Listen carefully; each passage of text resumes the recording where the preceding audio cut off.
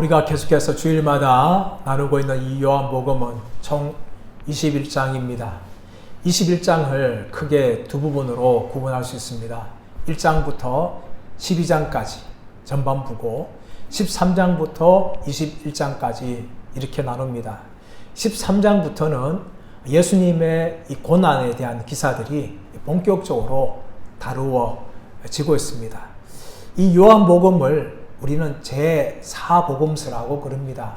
복음서를 하면 마태복음, 마가복음, 누가복음 이 세 가지 복음을 공관복음이랍니다. 그리고 요한복음을 제4복음서라고 부릅니다.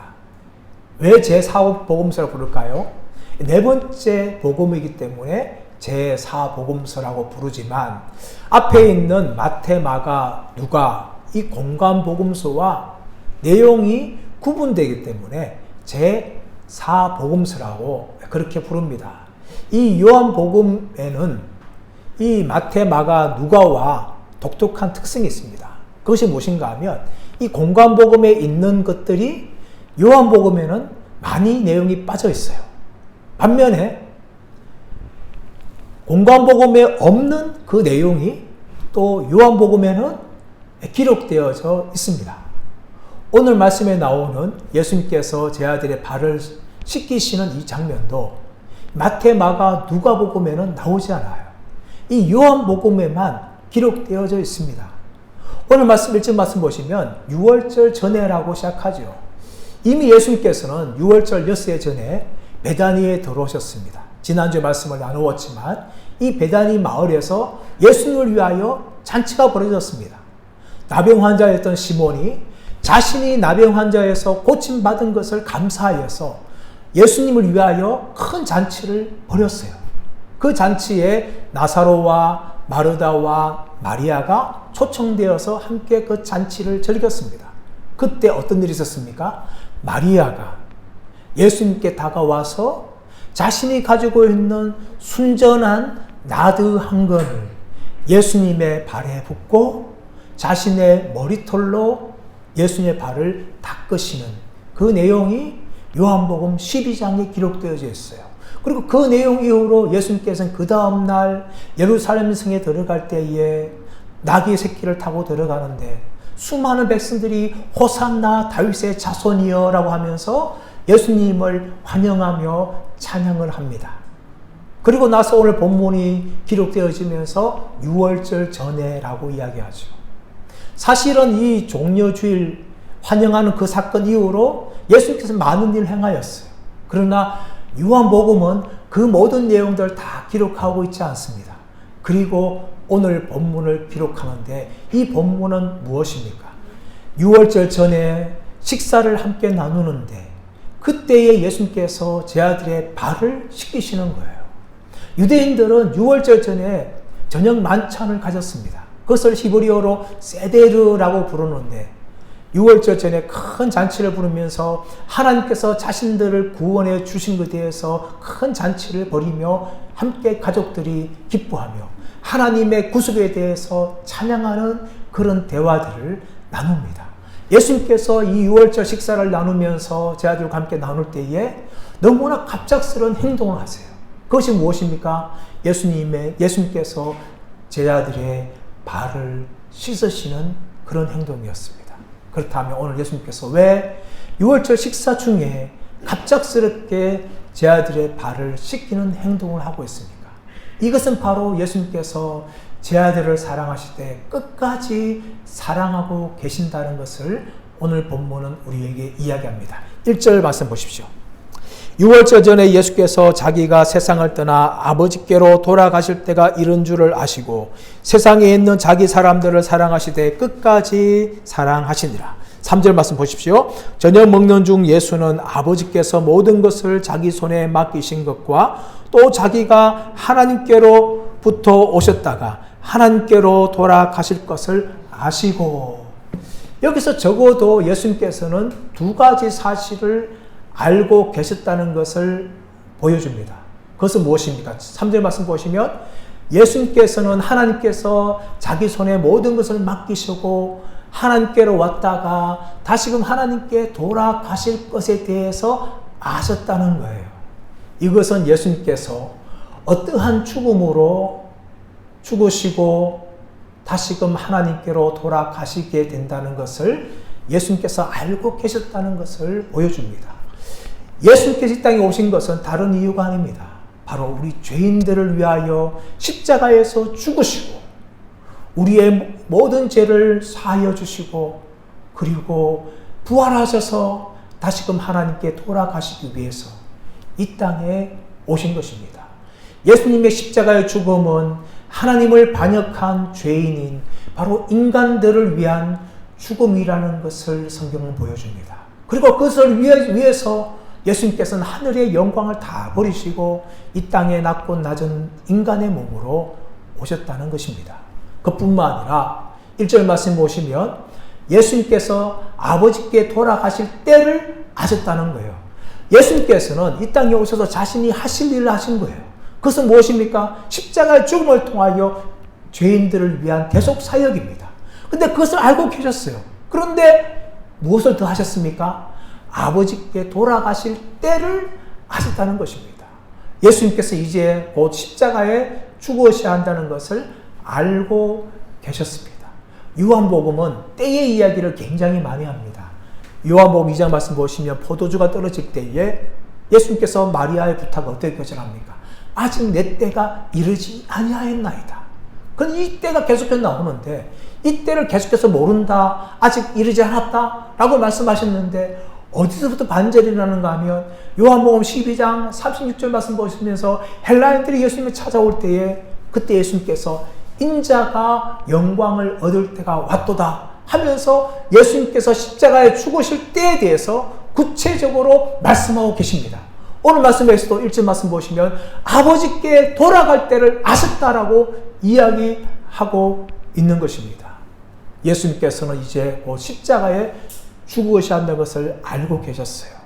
그런데 이때에 예수님께서 무엇을 하셨습니까? 1절 말씀 보시면 자기 사람들을 사랑하실 때 끝까지 사랑하셨다라고 말씀합니다.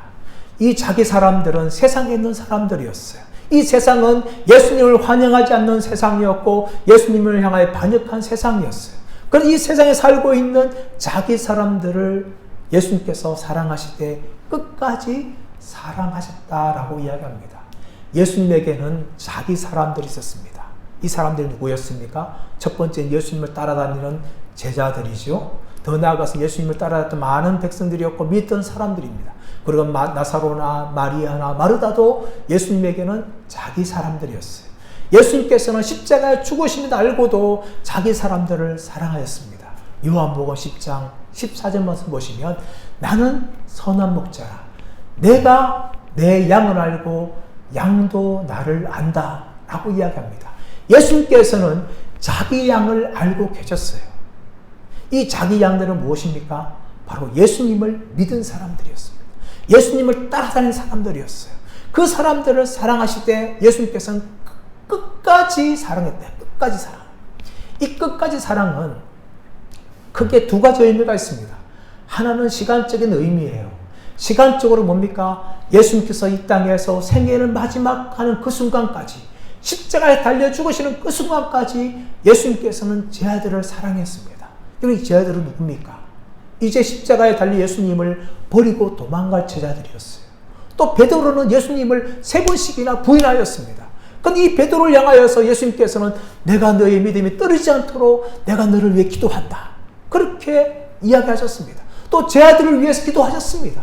그들이 잃어버리지 않도록 기도하셨어요. 예수님께서는 끝까지 십자가에 죽으실 그 순간까지 자기 사람들을 위하여서 끝까지 기도합니다. 오늘날 우리 부모들 그렇지 않습니까? 부모들은 자신이 죽을 때까지 자녀들을 걱정하면서 자녀들을 위해서 기도합니다. 예수님도 마찬가지로 이제 곧 십자가에 죽으시지만 예수님의 그 사랑은 끝까지 사랑한 사랑이었습니다.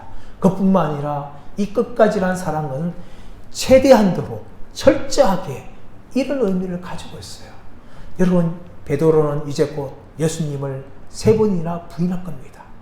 예수님을 수제자처럼 따라다니는 사람이 베드로인데, 이 베드로가 이제 예수님을 3번씩이나 부인합니다.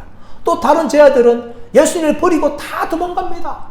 자신들도 체포당할까 싶어서 예수님을 버리고 다 도망가요. 십자가 현장에 나타나지 않습니다. 꼭꼭 숨어버립니다.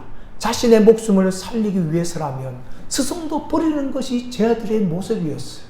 더군다나 여기에 누가 있었습니까? 2절 말씀 보시면 가룟 유다가 등장해요. 가룟 유다가 등장합니다. 이 가룟 유다의 마음에 마귀가 예수를 팔 생각을 넣었더라 라고 이야기하죠. 이 넣었다는 표현은 집어 던졌다는 의미예요.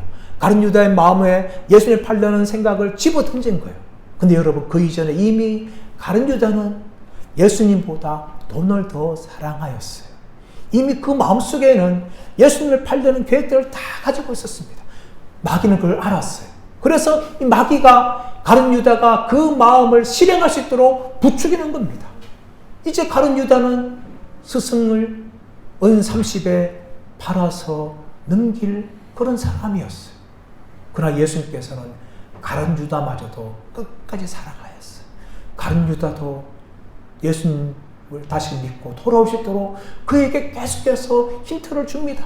계속해서 힌트를 주지만 가룟 유다는 그 마음이 이미 돈에 대한 생각과 마귀에 의해서 사로잡혔기 때문에 예수님에 대해서 돌아오지 않고 은 30을 받고 예수님을 넘겨줍니다. 예수님께서는 자신을 3번 부인할 베드로마저도, 자신을 버리고 도망갈 제자들마저도, 그리고 자신을 은 30에 팔아넘길 가룟 유다마저도 끝까지 사랑하셨습니다. 여러분, 이 사랑이 오늘날 바로 저와 여러분들을 향한 하나님의 사랑인 줄 믿습니다. 우리 예수님께서는 우리를 끝까지 사랑하세요. 우리를 사랑하시기 때문에 우리를 구원하여 주십니다. 우리가 믿음의 길을 걸어가는 데 있어서 여러분, 정말 우리의 믿음만으로 우리가 천국 갈 수 있을까요?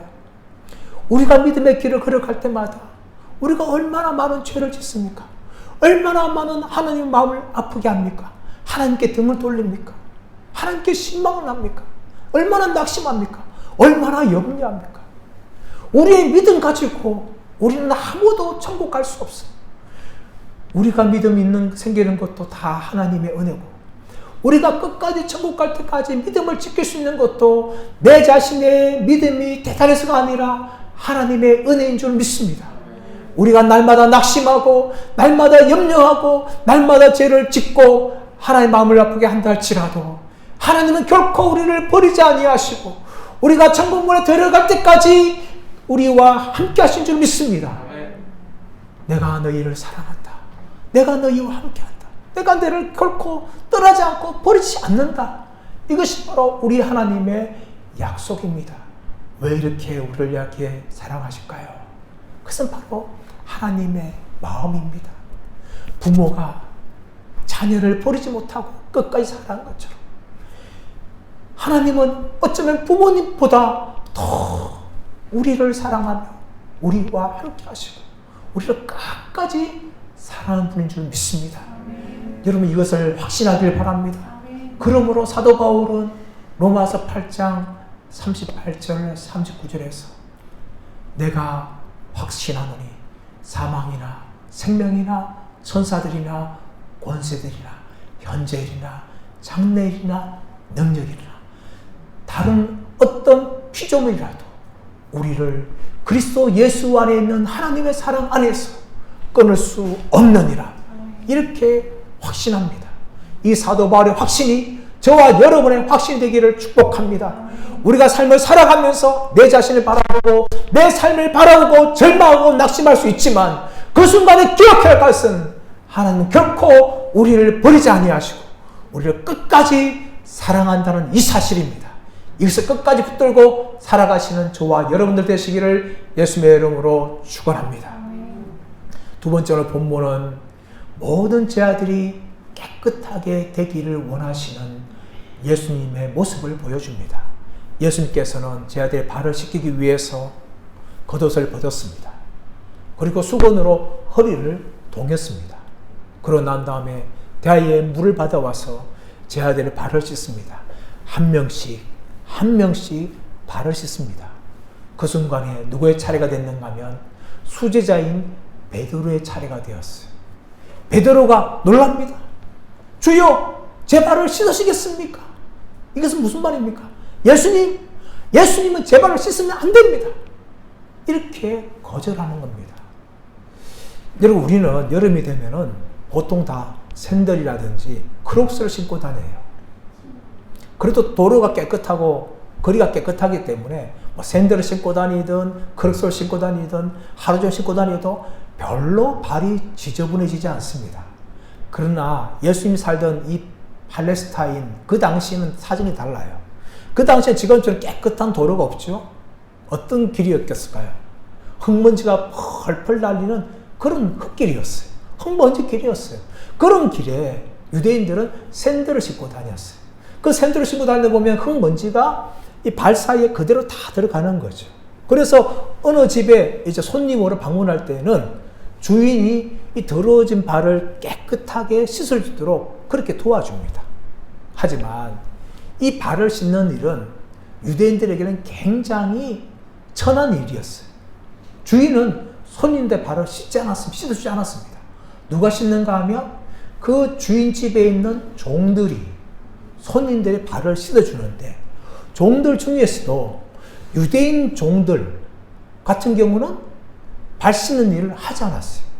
누가 하는가 하면은 다른 나라에서 노예로 잡혀와서 종이 된 사람들이 손님들의 발을 씻어줄 만큼 천한 일이었어요. 근데 이 천한 일을 지금 누가 하고 계세요? 주님이시며 선생님이신 예수님께서 제 아들의 발을 씻는 거예요. 그러니까 지금 베드로가 깜짝 놀라는 거예요. 충격받는 거예요. 어떻게 예수님께서, 선생님께서 우리 제 아들의 발을 씻는 것입니까?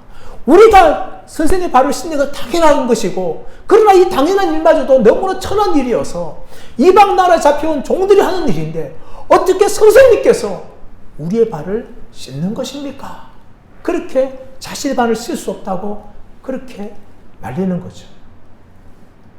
실제로 예수님께서 무슨 말입니까? 베드로야, 베드로야, 지금은 내가 하는 일을 이해하지 못한다. 하지만 후에는 이 일을 알리라. 그렇게 말씀하세요. 그리고 발 씻으려고 하죠. 근데 그때도 베드로는 어떻게 합니까? 아닙니다, 아닙니다. 주님께서는 절대로 제 발을 씻지 못합니다. 라고 베드로가 이야기하죠. 그 말 들은 예수님께서 어떻게 말씀하십니까? 베드로야, 베드로야, 내가 네의 발을 씻지 않는다면 너는 나와 상관없는 자가 된다. 이렇게 말씀하는 겁니다.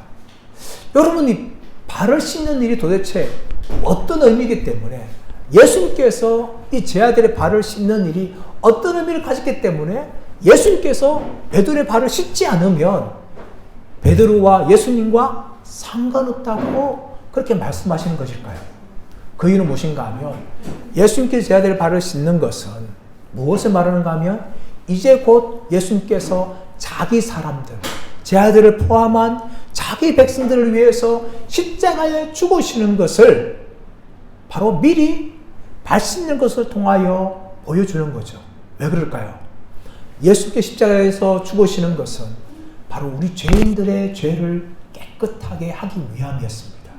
마찬가지로 그것을 미리 발 씻는 걸 통하여서 지금 미리 보여주는 거예요.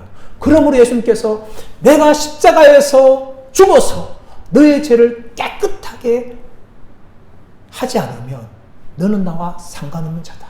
그것을 바로 발 씻는 걸 통해서 내가 너의 발을 씻어주지 않으면 너는 나와 상관없는 자라는 것을 미리 그림으로 보여주는 것이 예수님께서 제 아들의 발을 씻는 이 장면입니다.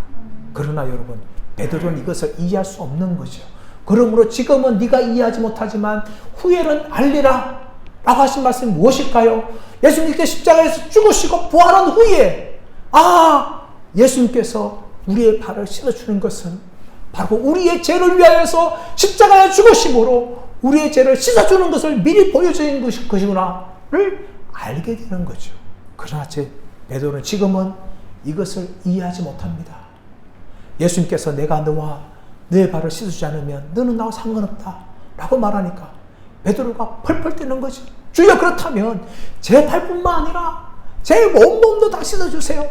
이렇게 반응을 합니다. 여러분, 이것은 베드로가 참 순진하지만 얼마나 영적으로 무지하고 어리석은지를 보여주는 겁니다. 여러분, 요한복음 보면 참 영적으로 무지한 사람들을 많이 보여줍니다. 우리가 말씀을 나누었지만 니고데모가 그런 사람이었어요. 그는 공회원이었어요. 국회의원이었어요. 부자였어요. 바리새인이었어요. 굉장히 사회적으로 높은 사람이었습니다. 그는 한밤중에 예수님께 찾아왔지만 예수님께서 니고데모 말하죠. 무슨 말 합니까? 하나님 나라에 들어가기 위해서는 네가 거듭나야 한다. 네가 거듭나야 한다. 근데 이 말을 이해를 못했어요. 다시 태어난다 하니까 이 사람이 선생님이요. 어떻게 내가 지금 어른이 되는데 다시금 엄마의 배에서 다시금 태어날 수 있겠습니까? 그렇게 예수님께 질문합니다. 니고데모였고 율법 선생인 이 사람이 영적으로 거듭남에 대해서 전혀 이해하지 못하였어요. 마찬가지로 요한복음 6장 말씀 가보시면 예수님께서 나는 생명의 떡이다 라고 사람들이 말하니까 무리들이 손수건댑니다. 어찌하여 이 사람이 자기의 살을 주어서 우리로 먹게 할 수 있겠느냐 하면서 예수님의 몸만 이야기한 거예요. 영적으로 예수님께서는 생명의 떡이라 말씀하셨는데 그것을 단지 예수님 육신의 몸을 가지고 떼서 우리에게 나눠줄 수 있겠느냐, 이렇게밖에 이해하지 못하는 사람들이 요한복음에 많이 나옵니다. 베드로 마찬가지였어요. 베드로도 예수님께서 하는 행동에 대해서 전혀 알지 못하는 거죠. 예수님 왜 발을 씻으시는지, 이 발을 씻는 것은 예수님께서 베드로와 자기 백성들을 위해서 십자가에 죽으시는 것을 보여주는 것인데 전혀 이해하지 못하죠. 그러므로 베드로는 예수님, 이왕 발을 씻으실 거면 제 발뿐만 아니라 제 머리도 제 손도 다 씻어주세요. 이렇게 반응을 합니다. 그러자 예수님께서 이 베드로에게 무슨 말을 합니까? 10절 말씀 보시면 이미 목욕한 자는 깨끗하게 되었기 때문에 발밖에 씻을 필요가 없다라고 말합니다. 이미 목욕한 자는 무슨 말입니까? 예수님을 믿어서 구원받은 자들은 더 이상 목욕할 필요가 없다는 거예요. 발은 지저분해지니까 발만 씻으면 된다라는 것을 이야기합니다. 베드로는 사실 예수님께서 어떻게 십자가 죽으신지에 대해서 이해를 못했지만 베드로의 마음에는 이미 신앙 고백을 했습니다. 마태복음 16장 16절 말씀 가보시면 가이사랴 빌립보에서 예수님께서 너희는 나를 누구라냐 물을 때 베드로가 반응하죠. 주는 그리스도시요 살아계신 하나님의 아들입니다. 이렇게 대답할 때에 예수님께 칭찬하지 않습니까? 바요나 시모나 네가 복이 있도다. 이것을 네가 아는 것은 네가 깨달은 것이 아니라 하늘에 계신 내 아버지께서 너를 깨닫게 한 것이다. 베드로는 예수님께서 하나님의 아들이라는 것을 믿었습니다. 그러므로 베드로는 구원받은 백성이었어요. 하지만 이 하나님의 아들이 이 땅에 오신 이유, 다시 말하면 십자가에 죽으심으로 죄인들을 구속할 것에 대해서 베드로는 몰랐고, 이 하나님의 아들이신 예수님께서 로마 황제처럼 그렇게 영광스러운 왕으로만 올 것이라고만 생각한 거예요. 십자가의 구원의 비밀에 대해서는 몰랐을 뿐이죠. 이 베드로는 그런 사람이었습니다. 그러므로 예수님께서는 베드로를 향해서 베드로야 베드로야 너는 구원받은 백성이다. 그러므로 구원받은 백성은 다시금 목욕할 필요가 없다. 깨끗해졌기 때문에 목욕할 필요가 없다. 하지만 손은 더러워질 수 있기 때문에, 발은 더러워질 수 있기 때문에 씻을 필요가 있다. 이것을 말하는 거죠. 사랑하는 여러분, 마찬가지입니다. 오늘날 저와 여러분은 예수를 믿었기 때문에 구원을 받습니다. 구원받게 되어지면 우리의 과거의 죄, 현재의 죄, 미래의 죄까지 다 용서를 받아요. 그래서 우리가 천국 가는 거죠. 지금 죽어도 천국 가는 이유가 뭔가 하면은 이미 용서를 받았기 때문에 천국 가는 겁니다. 하지만 죄사함 받은 우리라 할지라도 이 땅의 삶을 살아가면서 우리는 손과 발이 매일 더러워지는 것처럼 우리는 죄를 짓습니다. 그러므로 우리가 해야 할 것은 무엇인가 하면 하루 일과를 마치고 손과 발을 깨끗하게 씻는 것처럼 우리의 더러운 죄를 깨끗하게 매일매일 씻어야 돼요. 그것을 무엇이라 말하는가 하면 회개라고 말하죠. 우리의 죄는요, 예수 믿을 때 한번 회개해서 평생 회개하지 않고 살아가는 것이 아니라 예수 믿을 때 구원받고 죄 용서를 받는 할지라도 매일매일 살아가는 일상생활을 짓는 죄에 대해서는 우리는 용서를 해야 돼요. 이것에 대해서 잘못 가르치는 이단이 무엇인가 하면 구원파예요. 구원파는 예수 한번 믿은 사람들은 죄를 다 용서받기 때문에 회개할 필요가 없다라고 이야기한 게 구원파입니다. 오늘 말씀은 그것에 대해서 정면적으로 반박하죠. 이미 목욕한 자는 깨끗하게 되었지만 발은 씻을 필요가 있다라고 예수님께서 말씀하시는 겁니다. 요한 사도가 여기에 말씀하시는 것이 아니라 나중에 요한 서신을 기록합니다. 그때에도 무엇을 말하는가 하면 구원받은 백성들에게 해야 할 것은 두 가지다. 한 가지는 무엇인가 하면 이미 구원받았기 때문에 우리는 계속해서 빛이신 예수님 안에서 믿음으로 살아가야 한다. 그리고 또 한 가지 무엇인가 하면 우리가 그런 삶을 살아가면서 죄를 지을 때마다 우리는 우리의 죄를 하나님 앞에 자백해야 된다. 그러면서 요한일서 1장 9절에서 만일 우리가 죄를 자백하면 저는 미쁘시고 의로우사 우리 죄를 깨끗하게 하실 것이 우리 죄를 사시며 우리를 모든 불의에서 깨끗하게 하실 것이라고 그렇게 기록합니다. 우리가 죄를 지을 때마다 우리는 하나님께서 모르시겠지. 이 죄는 아무것도 아니야 하면서 죄를 덮어두는 것이 아니라 우리의 모든 죄를 불꽃 같은 눈으로 보시고 계시는 그 하나님 앞에 우리는 용서를 구해야 됩니다. 그럴 때 하나님과 우리의 막혔던 담이 회복되는 거예요. 사라지는 거예요. 우리가 사람들과 싸우면 어떻게 됩니까?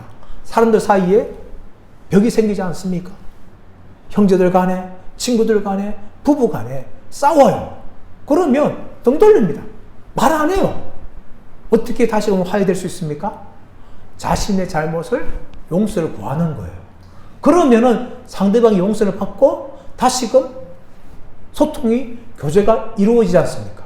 하나님과도 마찬가지입니다. 하나님 앞에 우리가 죄를 지을 때마다 그 죄가 하나님과 우리의 사이를 막아버립니다.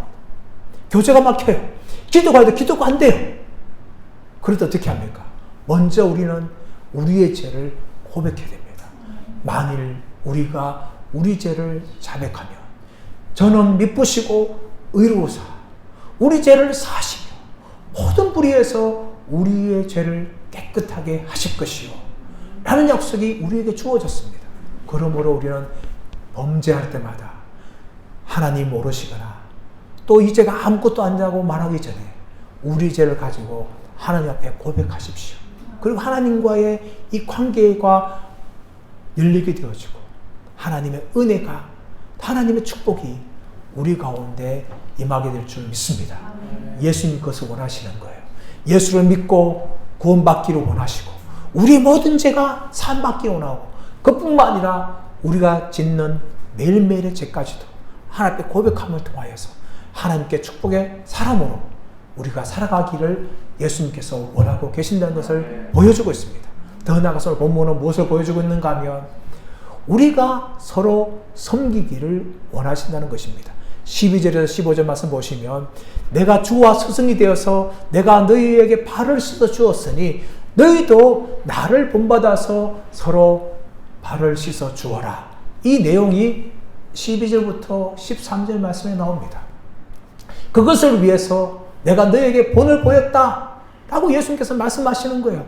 너희가 서로 섬기게 하기 위해서 내가 너희에게 본을 보였다 라고 말씀하시는 것이죠. 그래서 여러분 이 본문을 문자 그대로 받아들이는 사람들이 있어요. 그래서 기독교의 공동체는요, 이 예수님께서 제 아들의 발을 씻어주는 세족식을 성찬신과 같이 그렇게 예식으로 정해가지고 그렇게 예식을 치르는 그런 기독교 공동체가 있습니다.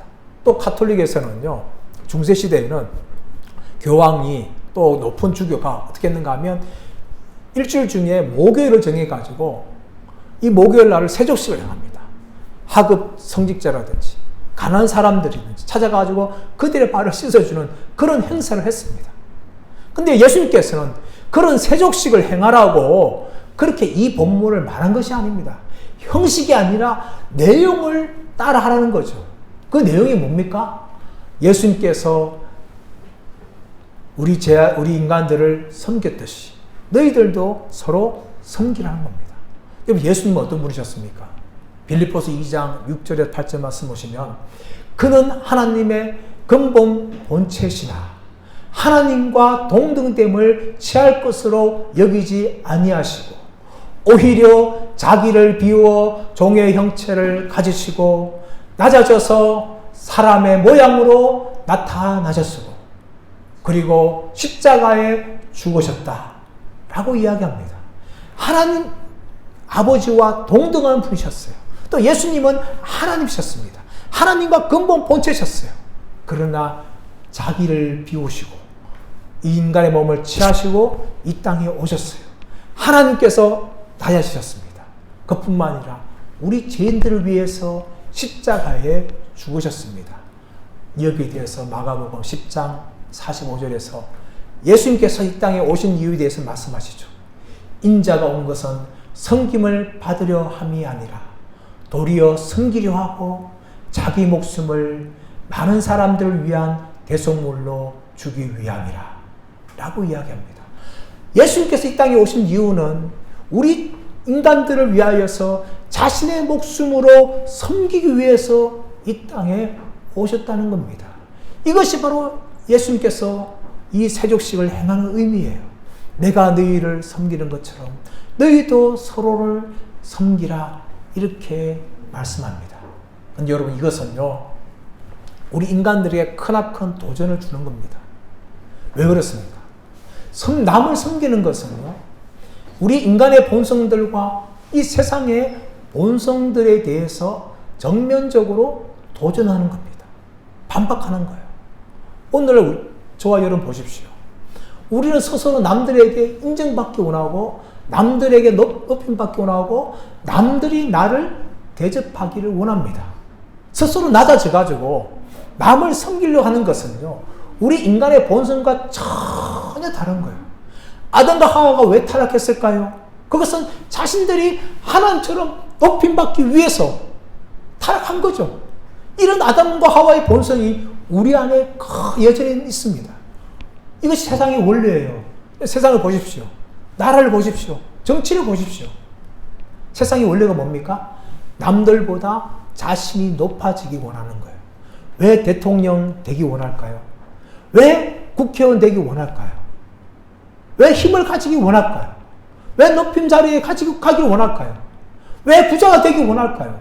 그것은 다 섬김을 받기 원하는 거예요. 남들보다 높아져가지고 남들에게 인기를 얻고 남들에게 존경을 받고 남들에게 섬김받기 원하는 것이 우리 인간의 본성이에요. 이것이 세상의 원리입니다. 예수님께서 낮아져서 제 아들의 발을 씻어주기 원하는 그것은 그 당시에 모든 사람들에게 충격받은 일이에요.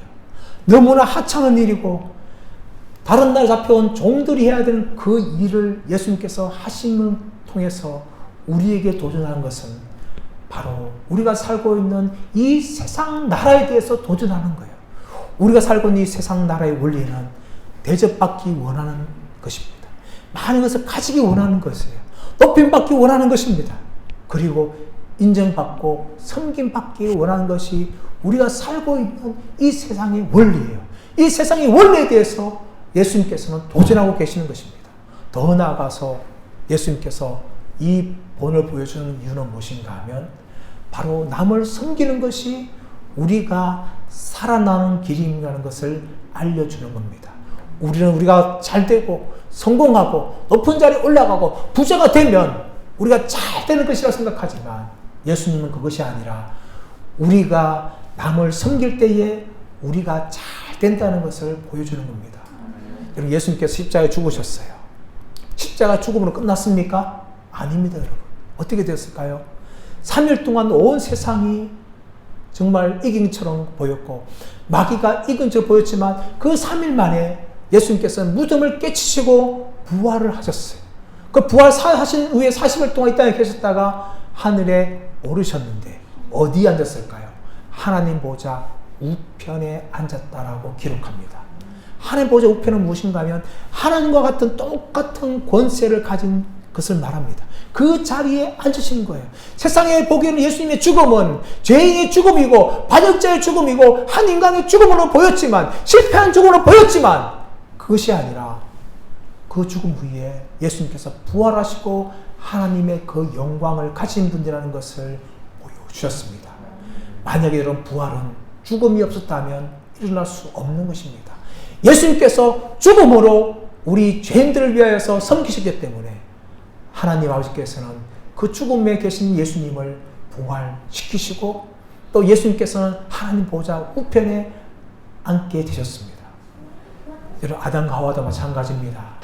아담과 하와가 하나님 말씀에 불순종하여서 선악을 알게 하는 나무의 열매를 따먹지만 않았다면 하나님께서는 에덴 동산에서 아담과 하와가 생명나무를 먹고 영생할 수 있게 하셨을 것입니다. 하지만 아담과 하와가 낮아지고 하나님을 섬기는 자리에 있는 것이 아니라 하나님처럼 높아지고 하는 그 순간에 아담과 하와는 완전히 망가지고 그 이후로 아담과 하와를 통해서 모든 인간들이 죄 가운데 빠질 수밖에 없는 그런 운명에 처하는 그런 통로가 되고 말았습니다.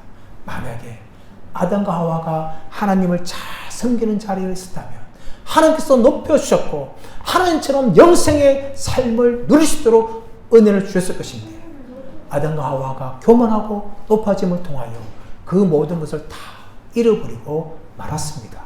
사랑하는 여러분, 예수님께서는 제 아들의 발을 씻음을 통하여서 모두가 다 높아지기 원하고 모두가 다 섬김받기를 원하는 이 세상 나라, 마귀가 지배하고 있는 이 세상 나라에 대해서 도전함을 통하여서 한 나라는 바로 낮아지고 섬기는 것이라는 것을 보여줍니다. 더 나아가서 바로 그 섬기는 자리에 있는 사람이 하나님 위해서 높여지고 인정받는다는 것을, 하늘의 면류관을 얻게 된다는 것을 우리에게 말씀하고 있습니다. 사랑하는 여러분, 왜 오늘날 세상이 다툴까요? 왜 등을 돌릴까요? 왜 원수가 될까요? 그것은 바로 내가 섬기지 않고 내가 섬김받기를 원하기 때문입니다. 저와 여러분은 세상 원리에 지배되는 것이 아니라 하나님 나라 원리에 지배받으며 하나님의 백성으로 살아가기 원합니다. 내가 섬김받기 원하는 것이 아니라 내가 있는 자리에서 예수님처럼 다른 사람의 발을 섬기는 자의 삶을 사심을 통하여 하나님께서 나를 높여주는 것을 바라보면서 끝까지 이 세상의 원리에 대해서 도전하고 반응하면서 하나님 나라의 원리로서 이 땅의 삶을 살아가시는 저와 여러분들 되시기를 예수님의 이름으로 축원합니다.